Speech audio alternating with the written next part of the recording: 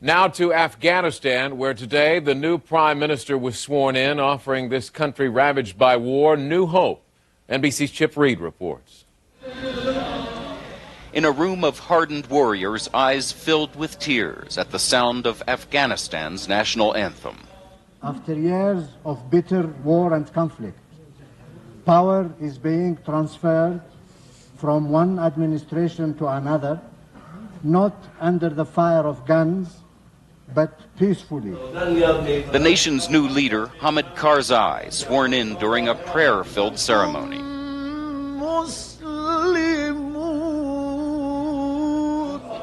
His cabinet of 29 members, a cross-section of Afghanistan's ethnic groups, and 2 women, one a deputy prime minister.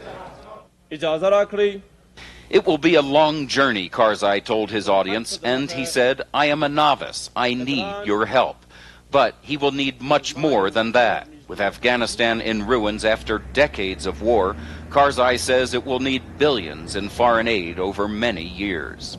There is really no area in which Afghanistan will not require assistance. Security is also a danger. Heavily armed fighters still roam the streets. An international peacekeeping force of more than 3,000 is expected here soon, but today only a few dozen British Marines were on patrol. In Kabul today, people gathered around televisions, wherever they could find them, to see history being made.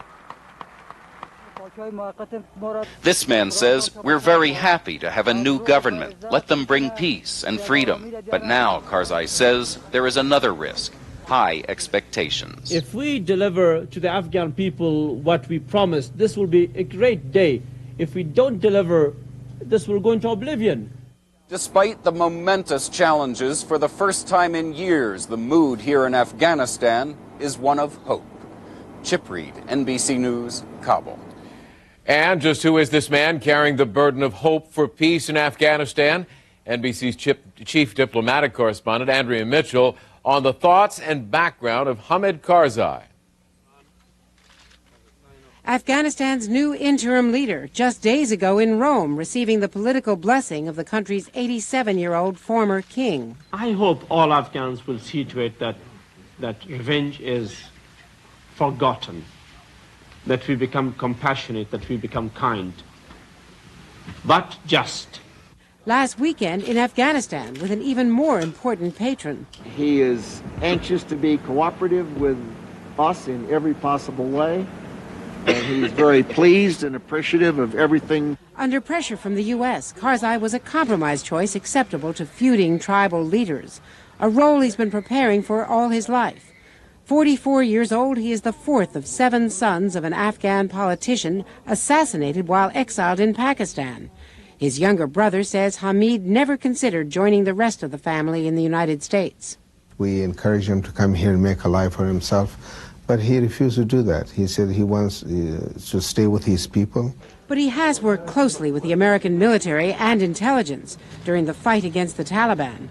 So closely, he was slightly injured in a friendly fire incident that killed 3 Americans and several Afghan fighters, only reinforcing his determination to establish order.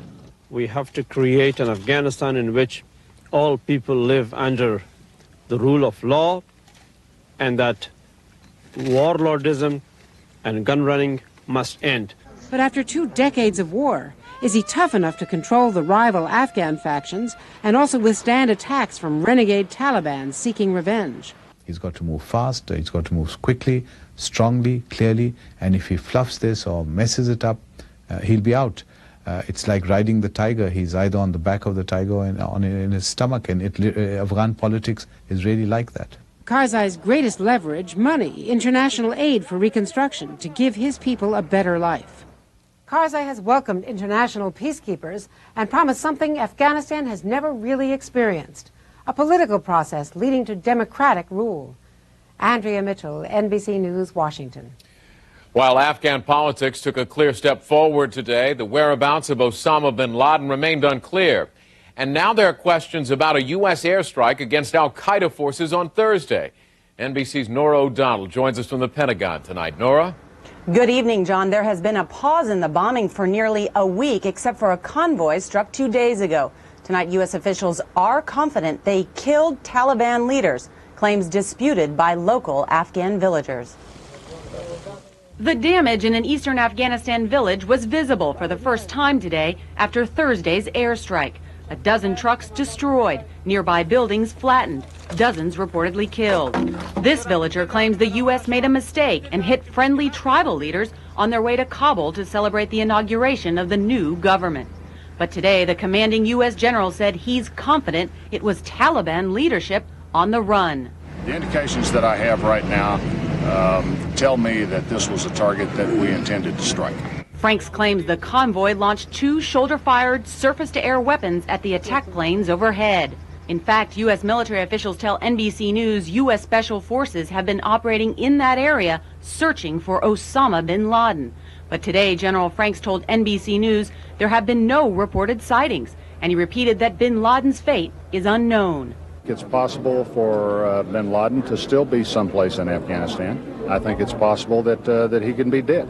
I think it's possible that he may have moved across into Pakistan. Today, Pakistan's president, appearing on Chinese TV, echoed the uncertainty about bin Laden. He's not in Pakistan. That we are reasonably sure, but we can't be 100% sure. Today, U.S. warplanes prowled the skies, hunting for fleeing enemy forces, but no bombs were dropped.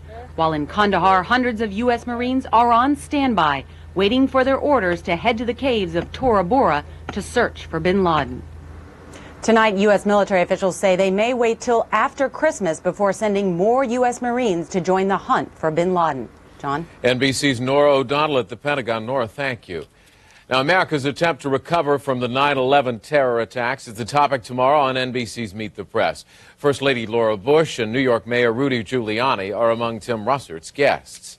And when NBC Nightly News continues, the last-minute rush at America's shopping malls.